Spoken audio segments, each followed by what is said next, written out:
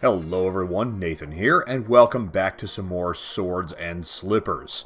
So in this video, we're actually going to be doing a reading from one of the posts that the developers, Mass Creation, has put on their Patreon. And it's something that they do every now and then where they post maybe some lore, or they post a bit of backstory, that kind of thing.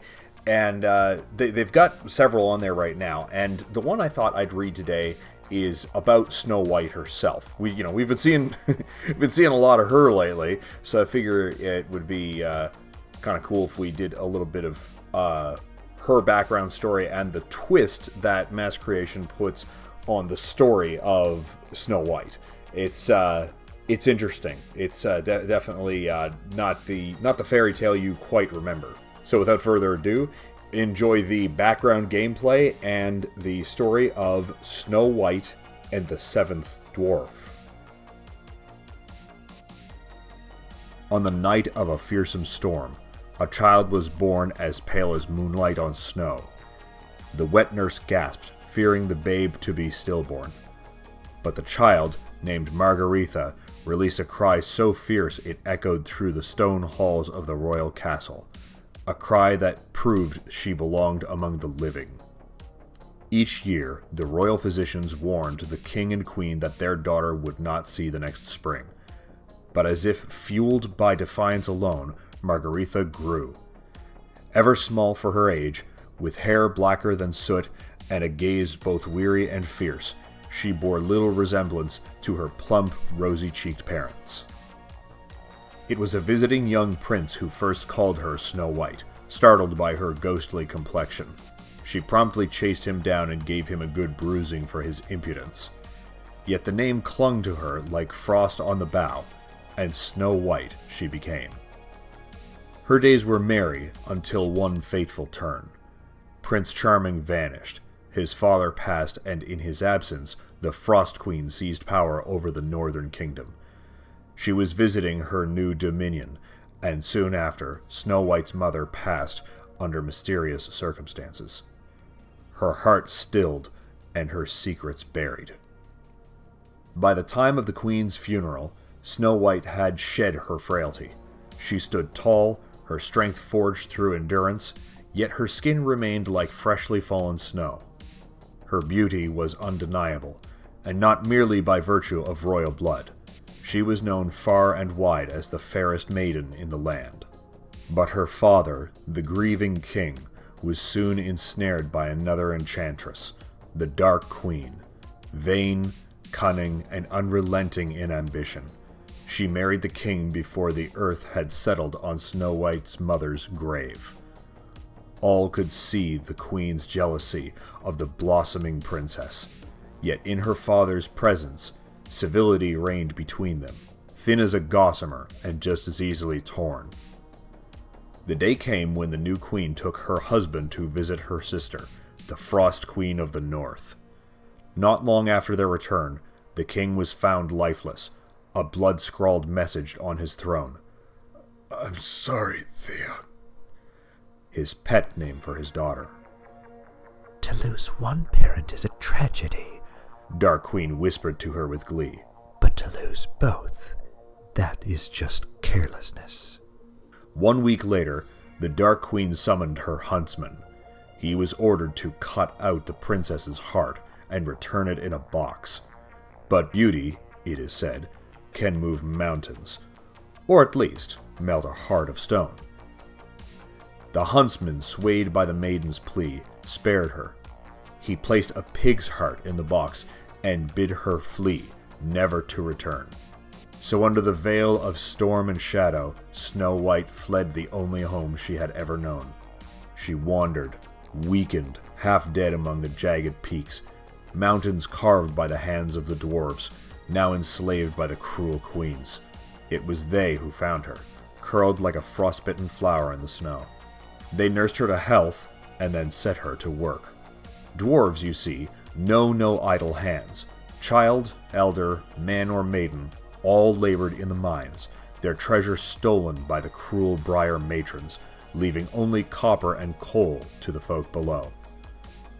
Snow White learned to wield the pick and hammer. Her noble hands grew rough, her arms strong.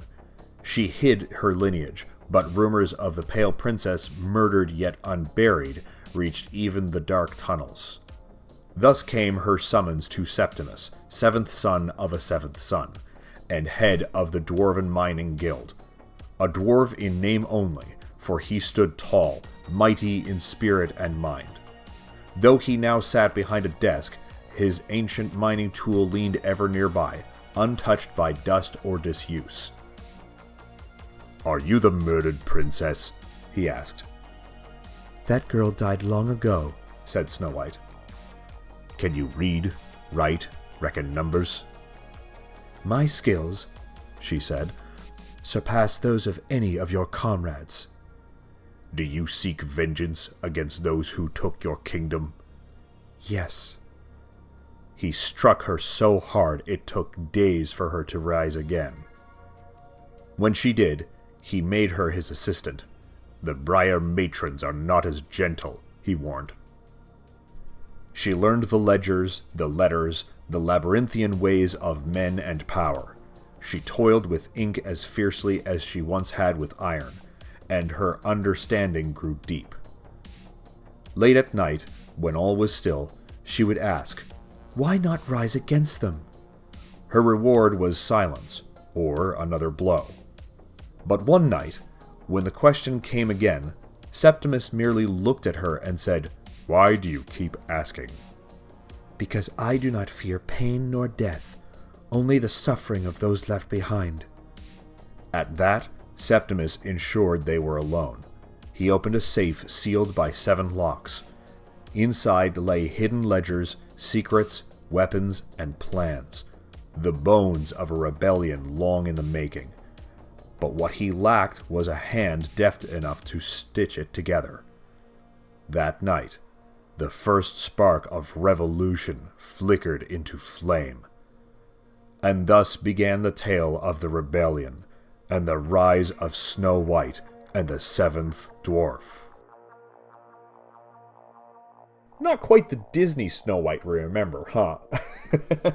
Well, I gotta say, I really like Mass Creation's twist on the story of Snow White. Like, I like that they included that, she was supposed to be beautiful, enough to convince the huntsman to let her go, but also the fact that, it told the story of how she became strong and capable and smart and all this other stuff, and that, this idea of her leading a rebellion. Like, I really like that. Like, that's such a great twist on the story. Like, that's such a great new direction for it to take. And I gotta say, this, we don't have much to go on for the game except, a couple of teaser trailers, so we don't have a whole lot to go on, in terms of story and writing, except for some of these posts. And I gotta say, judging by this, I'd say we're in for a well-written story. That's at least my hope. Because, like I said, so far we've got, we've got copious amounts of based eye candy, which is great. But besides that, we have a great combat system that I really enjoy. And we've got what so far seems to be great writing. And I hope that continues to carry on through the development. So I hope you enjoyed this reading of Snow White and the 7th Dwarf. Readings aren't something I really do too often on this channel. It's only ever happened like a couple other times, I think. Or maybe it was just the one other time. Yeah, maybe it might have been just the one time. But yeah, besides that, I still post gaming videos every day of, doing playthroughs of other types of games. Sometimes retro games, sometimes indie games, stuff like that. And in the meantime, I will continue to post videos like this in regards to swords and slippers, and I'll be doing more videos of any of the Patreon builds that they make, or if there's any other major updates or anything like that. So I really hope you enjoyed your visit, and I hope to see you again. I will see you in the next game.